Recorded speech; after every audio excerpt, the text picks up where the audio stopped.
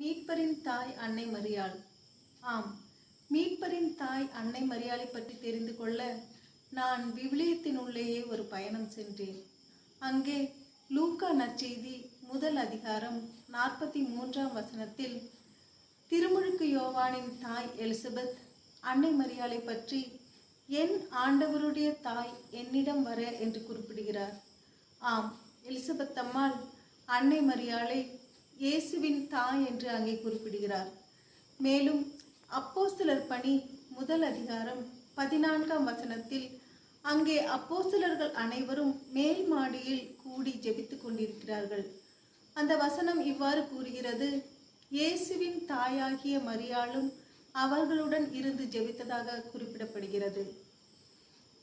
பிதாவாகிய இறைவன் தன் ஒரே பேரான மகனை இவ்வுலகிற்கு அனுப்ப பரிசுத்த ஆவியானவர் வந்து நிழலிட ஒரு நபரை தேடிக்கொண்டிருந்தார்.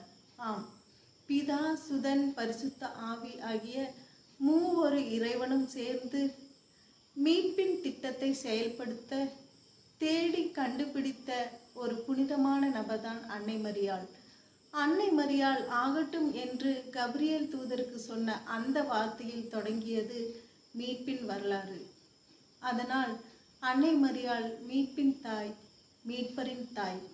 மேலும் யோவான் நற்செய்தி 19ஆம் அதிகாரம் 26ஆம் வசனத்தில் ஆண்டவராகிய இயேசு கிறிஸ்து சிலுவையில் இறக்கும் தருவாயில் இருக்கும்போது அருளப்பரை நோக்கி அன்னை மரியாளிடம் இதோ உன் மகன் என்றும், அன்னை மரியாளை நோக்கி இதோ உன் தாய் என்றும் குறிப்பிடுகிறார்.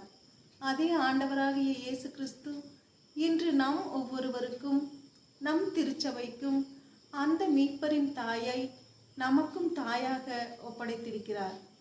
நாமும் மீட்பரின் தாயாகிய அன்னை மரியாளுடன் இணைந்து மீட்பின் திட்டங்களில் பங்கு பெற்று மீட்பராகிய ஆண்டவராகிய இயேசு கிறிஸ்துவை கண்டடைய முழு முயற்சி எடுப்போம்.